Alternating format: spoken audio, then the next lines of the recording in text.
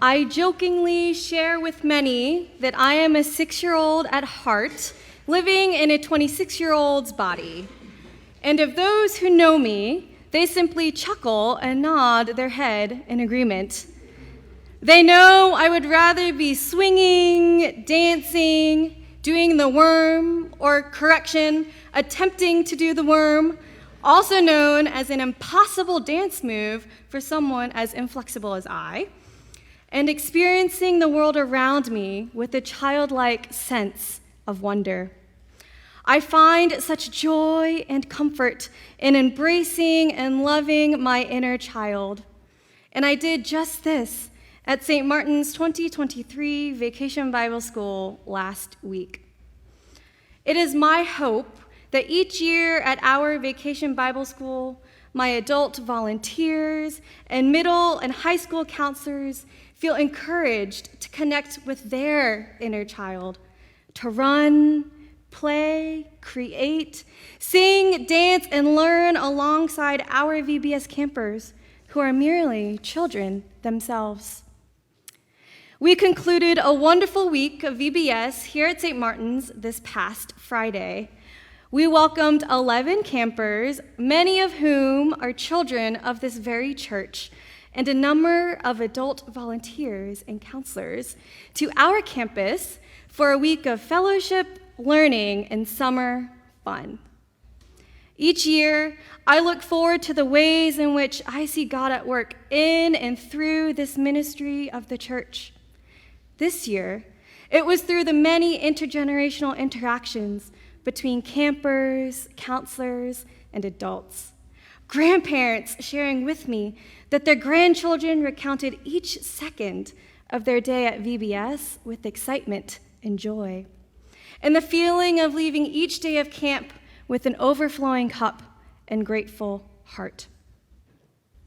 Most years, I take it upon myself to create my own VBS curriculum. Now, I know what you're thinking. You're crazy, Molly. But I find the process of creating a curriculum equally wonderful and challenging. I explore what I am passionate about in the brainstorming process, but more importantly, I consider what I am passionate about teaching the children of St. Martin's. This exploration led to 2023's curriculum, Jesus Storyteller, God's Story for Us. Jesus was many things, including a storyteller.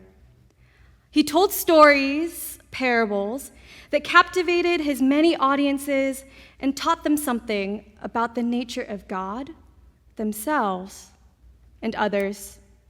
I wished for our campers to dive deeply into 5 well-known parables that Jesus told and explore the elements that create a moving and captivating story. Campers learned about the parables of the prodigal son, lost sheep, good Samaritan, mustard seed, and unforgiving servant.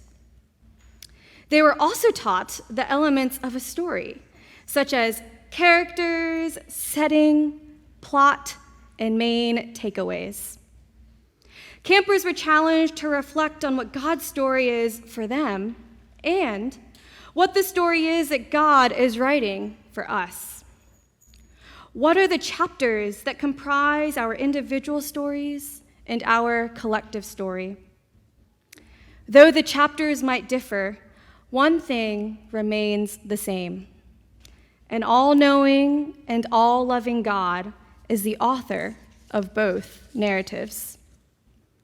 Campers pondered these questions for 5 days, and by the end of the week, I learned from them that God's story for us is many things, continuous and never-ending, points to love, beauty, and kindness, contains many chapters with many characters and settings, and is powerful beyond measure. Romans 5 also teaches us something about God's story for us.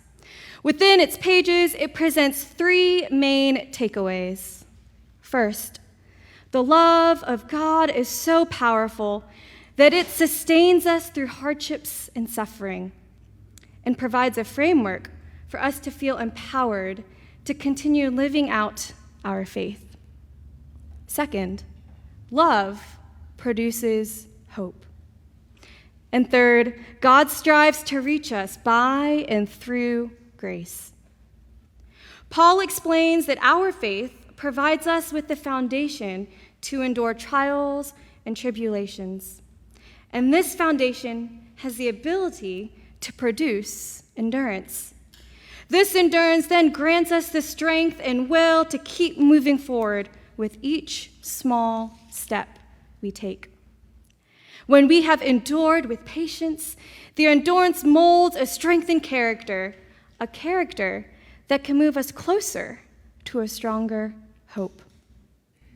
And this stronger hope bears fruit and goodness because it is anchored by hope in an ever-loving and ever-faithful God. God's story for us contains numerous chapters in which groups, communities, and individuals have endured great heartache and difficulty, leading eventually to points of triumph.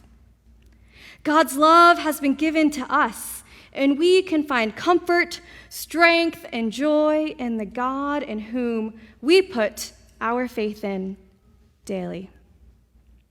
The second takeaway from Romans 5 is that love produces hope.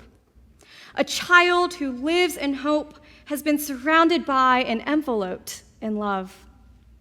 Our commitment to the children of St. Martin's and our VBS campers is to love them boldly and firmly, to show them the glimmers of love we have for them as members of this church and God's eternal family.